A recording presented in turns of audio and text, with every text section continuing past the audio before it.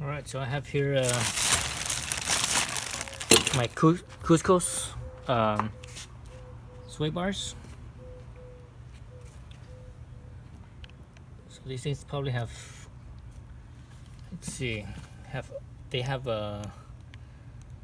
about 3,000 miles, maybe a little bit less than 3,000 miles on them. These are the mounting brackets. Oops. Got the two rears and the two fronts. And these plates are here for the two fronts too, so they go like that. Okay, so there's that. And then underneath here is the nuts. So I tape them on there so that way you don't lose the nuts. That's that. Get the rear, and the rear is actually, I think, in very good condition as far as I could tell. Let's take this off. The rear doesn't really touch nothing. They're just dirty. Yeah, they're just dirty. So, and the cool thing about the Cusco is it has the stopper built in, so that's cool right there.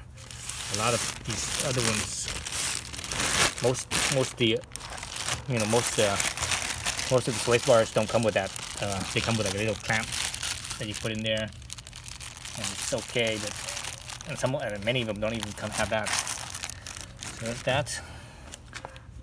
Let's look at the front one. The front one's a little bit scratched up.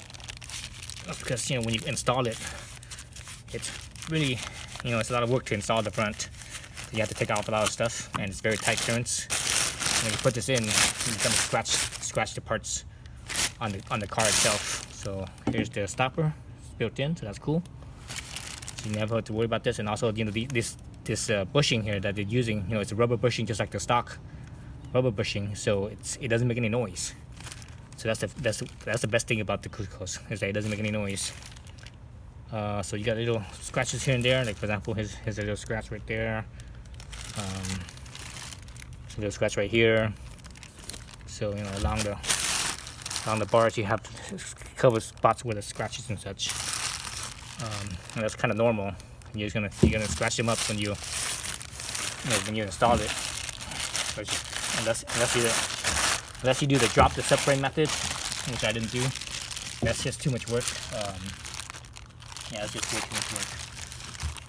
I don't necessarily have the tools to drop the subframe either. So anyways, you saw in my last video I put in the Megan Racing sway bars, and these ones actually they're very comparable. The Megan Racing sway bars has two adjustment holes, right? So when you go for example, let's look at here. This one only has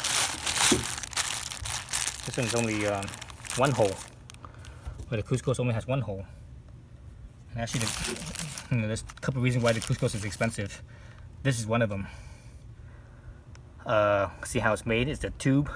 They actually have another fitting here that they inserted, then they welded. So that costs a lot of money right there. Whereas most other sway bars, the cheaper ones, cheaper cost sway bars, they just have the tube and they actually squish the tube and drill a hole through it. That works too, but it's not as nice. It's not as nice. It's basically it's okay, but quality of manufacturing, level of manufacturing, this is it's higher, it's more expensive, and also these bars are made in Japan, so that's also adds to the cost. So what was I saying about the mounting hole? So this is only one, whereas the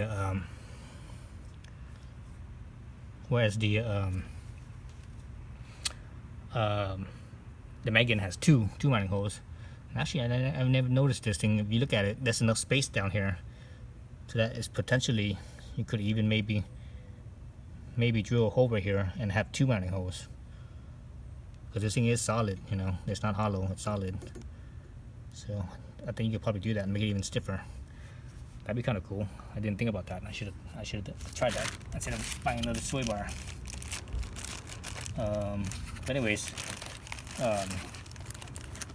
So the other one has two mounting holes, right? Two holes. And when you connect the two holes, you need to go two softer or two firmer, or you can also go like this, one soft and one firm. That's like a middle ground. So it seems like the Cusco's is about the middle ground. So the two Megan, if you do the two firmer holes, it's definitely firmer than the Cusco's. You do the two softer holes, it's a little bit softer than the Cusco's, but the firm, one firm and one soft, it's about the same. I think it would be just a tad bit firmer than the Cusco's, but definitely the two softer setting holes will be I think softer than the Cusco's, just a tiny bit softer. So these parts are basically that's perfect for if you have lowering springs. If you have lowering springs, or if you have like softer